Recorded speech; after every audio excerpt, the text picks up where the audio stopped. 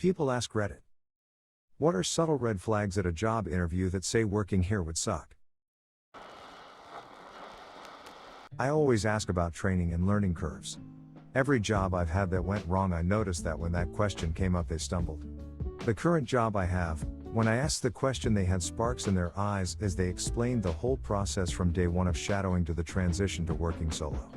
And even when COVID hit, they managed to continue without skipping a beat. They told me all about their generous severance packages. In the initial interview, turnover city. Well, the overtime isn't mandatory, but most folks stick around after hours most days. Spoilers, the overtime is mandatory. The most terrifying thing is that in any places, the managers won't even need to encourage/threaten you to work overtime. Your coworkers will shame you for leaving early if you leave right when your working time is over. Was interviewed by a senior programmer and the department head. The department head was continuously making condescending remarks towards the other interviewer. Poor guy just sounded broken. Hope he's somewhere else now.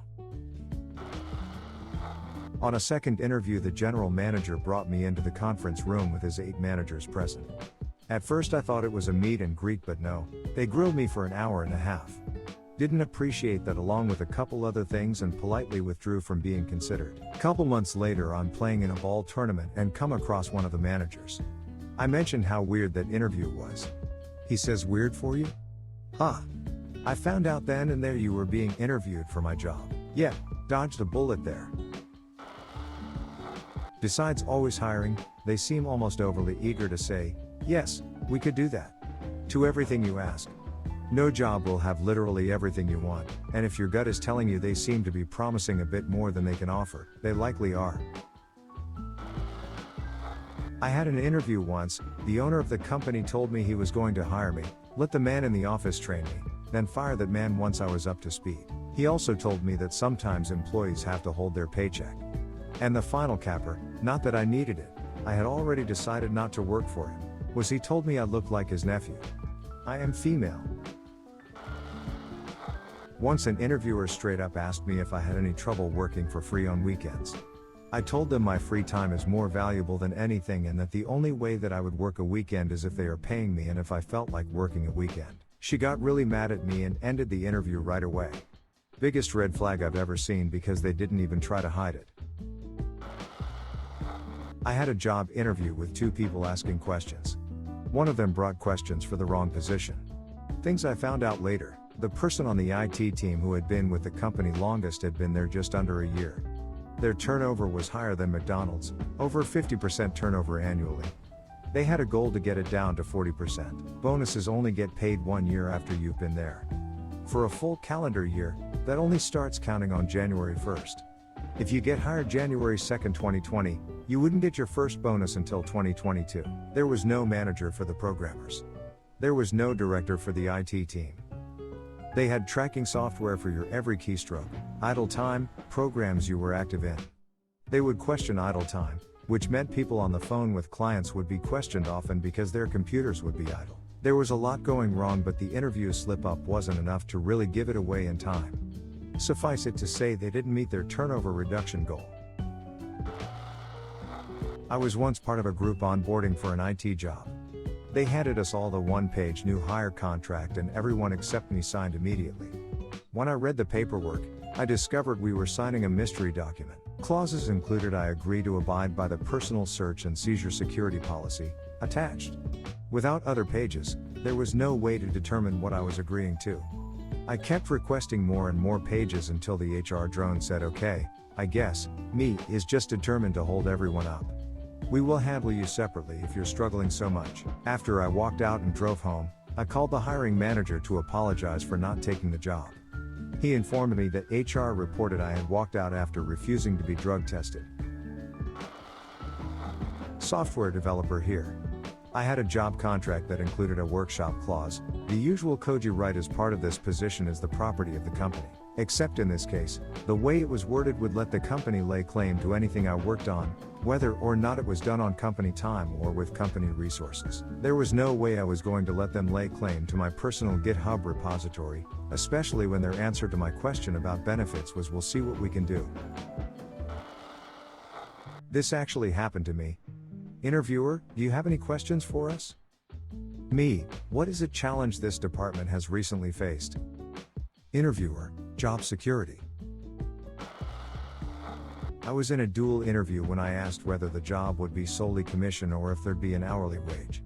When the interviewer replied, "You'll be a small business owner and we don't get paid by the hour," I thanked the interviewer, stood up, looked at the other interviewee and said, "I'm not doing this and neither should you," before walking out. When you are signing all the forms they give you and you are taking your time to read over every document so that you can fully understand what you are getting into, and people come in and start telling you that you don't need to read this and that just sign here and so on. I didn't know it at the time, but "you'll be wearing many hats" was a sign that they were going to give me the work of 4 positions and the wage of 1. I didn't last a year there before I left, and now I won't even finish reading job ads that include that line. My current boss gave me a great tip on the last interview I had. He said, "Ask them if you can pick an employee to chat with about how they like the position you're applying for. They'll give a better impression of the place than management." I got the job I was interviewing for. I turned it down because the above is the kind of management I want to keep in my life. Also, the place undercut my pay offer, I found out, which is certainly also a red flag. You are required to wear clothing that has the company logo. You must purchase it yourself from the company. Jobs where the expectations of the position aren't clear. The person hiring you should be able to give a clear idea of your responsibilities are day to day in a practical way. It shows that the company understands what it wants out of the position. I've worked a couple positions that had a really hard time figuring out who was supposed to do what, that lead to a lot of confusion, and both of them had this in the interviews. If the company you're working for can't define what success in that position looks like, you won't be able to either. When you ask, "What do you like about working here?" and the interviewer talks about the location of the job, it's a great place to live, instead of the actual job. Interviewer, "We only want the best of the best." Me, "How much are you paying?" Interviewer, "Minimum wage." I brought up a company's awful Glassdoor reviews and they got so mad they ended the interview. Well, guess I dodged that bullet. I went into an interview for a low-level admin position, and they made me put my cell phone in a bucket up front, stating no phones are allowed in the back. It reduces productivity. Big nope for me. We don't like clock watchers here. We expect everyone to be committed. Expecting more work for no extra pay. Getting mad at you when you leave at 5 even though your stated work hours end at 5. They dodge questions on pay, meaning they don't pay enough for what they expect of you. The word family in reference to the employees means they want you to work lots of unpaid overtime. If they keep talking about the experience you'll gain, that's also code for "we know we're going to be underpaying you." The one question every job applicant must ask is, "Why is this position open?" And watch the faces of everyone in the room before they answer. If they tell you the company's growing and it's a new position, great. If Smiling Mary says it was her job but she was just promoted, terrific. If they tell you that the last couple of people they tried in the position just didn't work out, thank them and leave. Thank you for listening to another B-Town Reddit Stories episode. Hit the subscribe button and check out our channel for more stories.